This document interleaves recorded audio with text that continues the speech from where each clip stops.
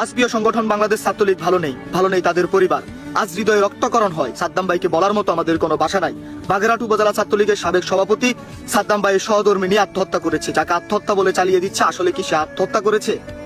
11টা মাস একটা মানুষকে কারাগারে বন্দী করে রেখেছে। তার সংসার কিভাবে চলে, তার একটা বাচ্চা হয়েছে। সে যখন কারাগারে যায় তার 2 মাস পরে তার ছেলেটাকে সে দেখতে পারে না। আছে আপনার কাছে উত্তর? আপনারা কি অন্যায়ের প্রতিবাদী? আপনারা কি ন্যায়ের পক্ষে কথা বলেন? হে অকৃতজ্ঞ জাতি!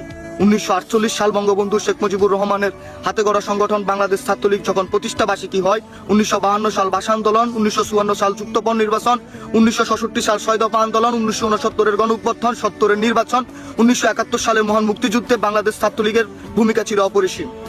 হে অকৃতজ্ঞ জাতি, তোমরা কিভাবে ভুলে যাও?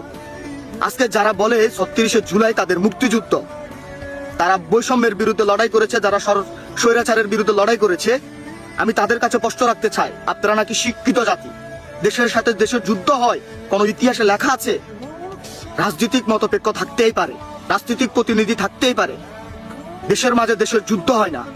যুদ্ধ সেই দিনে হয়েছিল, 71 হয়েছিল। যারা 71 বিশ্বাস করে না, আমরা তাদের বিশ্বাস করি না। যুদ্ধ সেই দিনে হয়েছিল। এ অকৃতজ্ঞ জাতি, যখন করোনা কাল পরিস্থিতি, কেউ রাস্তায় বের হতে পারতো না, যখন তোমাদের নিথর দেহ মাটিতে পড়ে থাকতো, কেউ ধরতো না, কবর পর্যন্ত দিতে পারতো না, তখন বাংলাদেশ ছাত্রলীগের প্রতিটা নেতাকর্মী রাস্তায় নেমে পড়েছিল তোমাদের নিথর কবর দেওয়ার জন্য। কি পেল আজকে? হে অকৃতজ্ঞ জাতি, তোমরা না অন্যায়ের প্রতিবাদ করতে পারো, তোমরা না ন্যায়ের বিচার করতে পারো? কই তোমাদের আজকে নাই? কই তোমাদের আজকে অন্যায়ের বিরুদ্ধে প্রতিবাদ? প্রিয় বাংলাদেশ ভালো নেই, প্রিয় মাতৃভূমি ভালো নেই। সাদ্দাম ভাইকে বলার মতো আজকে কিছু এনে হৃদয়ে রক্তকরণ হচ্ছে। আল্লাহ তাকে ধৈর্যশীল করার তৌফিক দান করুক।